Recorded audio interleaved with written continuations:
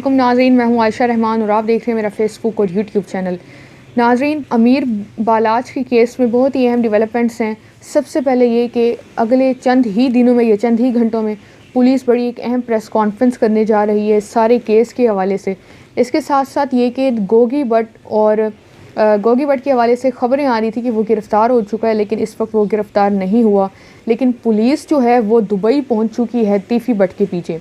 इसी तरह से बहुत ही अहम अपडेट्स हैं। एक तस्वीर वायरल है एहसन शाह की, जिसमें देखा जा सकता है कि पुलिस ने उसका सर शेव कर दिए, उसको गंजा कर दिए। तो इस तस्वीर की कितनी हकीकत है। तमाम तफसीलात की जानी बढ़ने से पहले मेरी आपसे दरख्वास्त है कि अगर अभी तक आपने मेरा फेसबुक और यूट्यूब चैनल सब्सक्राइब नहीं किया तो लाजमी कर लें, और मेरे टिकटॉक पे भी अकाउंट्स हैं, उनको भी डिस्क्रिप्शन बॉक्स में उनके लिंक्स मौजूद हैं, उन्हें फॉलो कर लें।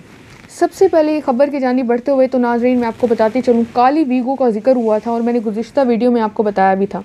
अब वो जो काली वीगो थी, बार बार जिक्र आया। अब ये जो काली वीगो थी, जब से ये उस शादी की तकरीब में आती है, कैमरे में रिकॉर्ड भी, लेकिन फिर वो गायब हो गई। अब इस काली वीगो में तकरीबन 5 शूटर बैठ के आए थे। इन शूटर में जो 2 थे, उन्होंने अमीर बालाज और उसके भाई अमीर मसब को कत्ल करना था। लेकिन अमीर मसब के जो टारगेट था, उस हवाले से भी अपडेट्स आ रही हैं, उसको टारगेट नहीं कर सके, लेकिन अमीर बालाज उन्होंने निशाना बनाया। उसके बाद ये कि जो 2 ये शूटर थे, जो 3 शूटर इनके साथ मजीद आए थे, उन्होंने इन 2 शूटर्स को भी कत्ल कर देना था, जिसमें से एक मुजफ्फर जो है उसको तो वैसे ही कत्ल हो चुका है, ताकि कत्ल का कोई सुराग ही बाकी ना रहे। ये प्लानिंग थी सारी। अब एक और ख़बर भी ये आ रही है कि अमीर बालाज को ये शक हो चुका था एहसन शाह पे, शायद वो मेरे ख़िलाफ़ है, ये कोई इस तरह की प्लानिंग कर रहे हैं। लेकिन वो जो शक था वो 100% नहीं था, लेकिन शक ज़रूर शुरू हो चुका था कि ये दोस्त नहीं बल्कि दोस्त की सफ़ में ये मेरा दुश्मन है। अब पुलिस जो है, एक पुलिस का दस्ता एम्बेसी के साथ, यूएई की एम्बेसी के साथ रब्ता करने के बाद दुबई भेज दिया गया है तीफ़ी भट्ट के पीछे। अब ये जो तीफ़ी भट्ट था नाज़रीन, इसके हवाले से ये ख़बरें आ रही हैं कि ये ऑन अराइवल, मतलब वीज़ा ऑन अराइवल पे है, और उसमें रेड वारंट या इस तरह इंटरपोल की ज़रूरत नहीं, और ये प्रोसेस भी बड़ा लंबा है। तो पुलिस ये भी कंफर्म करी है कि वीज़ा ऑन अराइवल है, तो फिर वो रेड वारंट की तरफ बिल्कुल नहीं जाते और आसानी से इसको गिरफ़्तार कर लेंगे। उस पर गिरफ़्तार करना आसान होता है। तो अब पुलिस का एक दस्ता जो है वो भी टीम भेज दी गई है दुबई, और इनके वेयर अबाउट्स का पता किया जाएगा। तीफ़ी भट्ट को हो सकता है आने वाले चंद दिनों या घंटों में गिरफ़्तार कर लिया जाए। तो अपडेट्स के लिए मेरे अकाउंट्स को फॉलो कर लें, चैनल को सब्सक्राइब कर लें। अब इसके साथ साथ एक और ख़बर है, बड़ी दिलचस्प चीज़ है। एहसन शाह की इस वक्त तस्वीर वायरल है, जिसमें देखा जा सकता है कि उसका सर जो है उसको गंजा कर दिया गया है। तो ये इस वक्त सोर्सेज जो हैं वो कंफर्म कर रही हैं कि ये कंफर्म है, पुलिस ने ही ये किया है, और मज़ीद जो उनके पास मुलजिम हैं उनके साथ भी उन्होंने यही किया इस केस के हवाले से। इस वक्त सोशल मीडिया पे वायरल हैं ये एहसन शाह की फ़्रेश तस्वीर हैं। अब एक और चीज़ भी मैं आपको बताती चलूँ, अहम अपडेट है। हारून एक शूटर था और उस वीगो में जो आया था, इसके साथ साथ अली असगर, ये मेन मास्टर प्लानर था। सारे जो इन्होंने ये प्लानिंग की थी इस कत्ल की, ये मेन प्लानर था। और पुलिस जो आने वाले टाइम में, मैंने आपको बताया कि प्रेस कॉन्फ्रेंस करने लगी है, तो पुलिस ये चाह रही है कि उनके पास मेन मुलजिम गोगी भट्ट या तीफ़ी भट्ट में से कोई गिरफ़्तार हो। उसके बाद पुलिस तकरीबन इस केस को वाइंड अप कर चुकी है, तकरीबन लोगों को, अहम जो लोग थे इस सारे मामलात में, उनको पकड़ चुकी है। एक और भी चीज़ यहाँ पे सामने आ रही है कि पुलिस को एहसन शाह पे शक कैसे हुआ, या एहसन शाह को कैसे पकड़ा गया।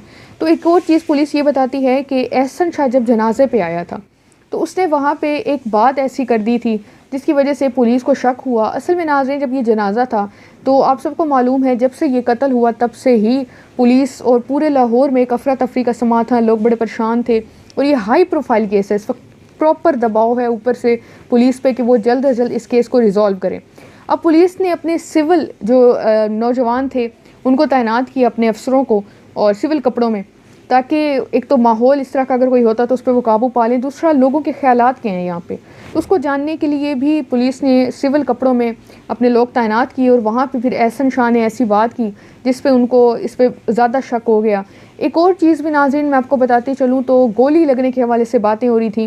कहा जा रहा है कि एहसन शाह अमीर बालाज के डेरे पे गया था उसके कत्ल के बाद, तो अमीर मसब को तकरीबन ये पता लग चुका था कि मेरे भाई का कातिल यही है। तो वहाँ पे इसको गोली लगी, लेकिन छू के गुजरी, इसको गोली लगी नहीं। और जिसकी वजह से इसको ज़ख़म हुआ और इसने मुख्तलिफ जो इंटरव्यूज़ दी उसमें भी ये बताने से हिचकिचा रहा था। रिपोर्टर बार बार सवाल पूछता रहा कि आपको ये गोली कहाँ से लगी है, लेकिन उसने ख़ास कोई जवाब नहीं दिया कि मुझे ये गोली कैसे लगी है, कहाँ लगी है। वो बताता रहा कि गार्ड से गलती से गोली चल गई।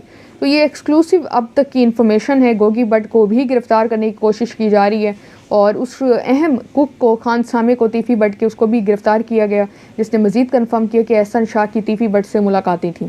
और पुलिस ये भी बताती है कि जो असला और जो गाड़ी मुहैया की गई थी वो भी तीफ़ी भट्ट और गोगी भट्ट ने ही मुहैया की थी। और मौके से जब अब ये देखा कि एक जो इनका शूटर था मुजफ्फर, उसको गोली लग चुकी है और वो कत्ल हो चुका है, तो बाकी शूटरों ने भी काली वीगो में बैठ के फ़रार हो गए और तकरीबन इसमें से जो लोग हैं वो गिरफ़्तार हो चुके हैं, लेकिन वो वीगो का भी ताहाल कुछ ख़ास मालूम नहीं है। तो अब तक ये बड़ी एक्सक्लूसिव इन्फॉर्मेशन है। मज़ीद अपडेट्स के लिए मेरे अकाउंट्स को फॉलो कर लें, अपना फ़ीडबैक लाजमी दिया करें, अपना ख्याल रखें, पाकिस्तान को दुआओं में याद रखा करें। अल्लाह हाफ़िज़।